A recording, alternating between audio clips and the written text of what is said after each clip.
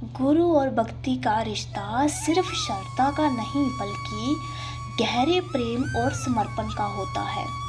जब प्रेम निस्वार्थ होता है तब वह सच्चे अर्थों में पूर्ण माना जाता है।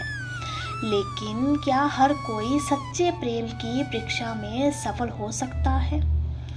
हजूर महाराज के दरबार में एक भक्त ने प्रेम और भक्ति की परिभाषा को समझने की इच्छा जताई।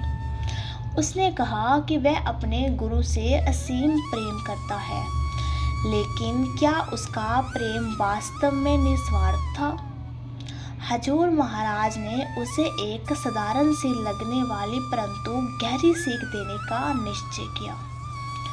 इस सीख ने उस भक्त की सोच ही बदल दी और सच्चे प्रेम का अर्थ समझा दिया।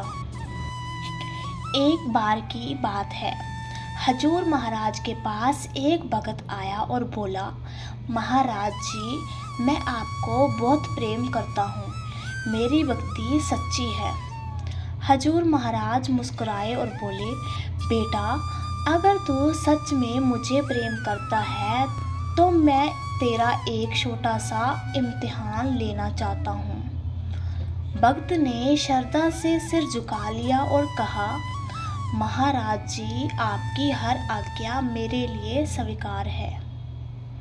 हजूर महाराज बोले, जा, इस गांव के बाहर जो कुआं है उसमें एक पत्थर डाल और फिर उसे वापस निकाल कर मेरे पास ले आ। भगत बिना कोई प्रश्न किए कुएं के पास गया और पत्थर उठाया और कुएं में डाल दिया। फिर उसने उसे निकालने की बहुत कोशिश की, लेकिन पानी में गिरा हुआ पत्थर वापस नहीं निकला।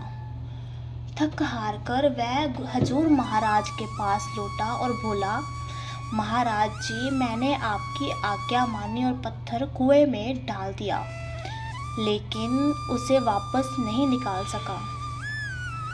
हजूर महाराज मुस्कुराए और बोले, बेटा, प्रेम भी ऐसा ही होना चाहिए। जब तू किसी से सच्चा प्रेम करता है तो वह प्रेम कुएं में फेंके हुए पत्थर की तरह होना चाहिए, जिसे वापस लेने की कोई चाहत ना हो।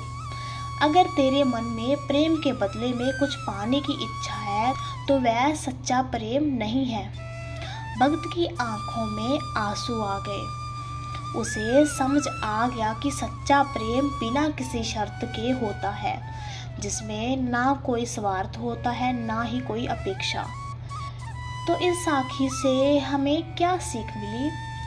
सच्ची भक्ति और प्रेम निस्वार्थ होते हैं। जब हम गुरु और परमात्मा से प्रेम करते हैं तो हमें कुछ पाने की इच्छा नहीं रखनी चाहिए। प्रेम केवल देने का नाम है, ना कि लेने का।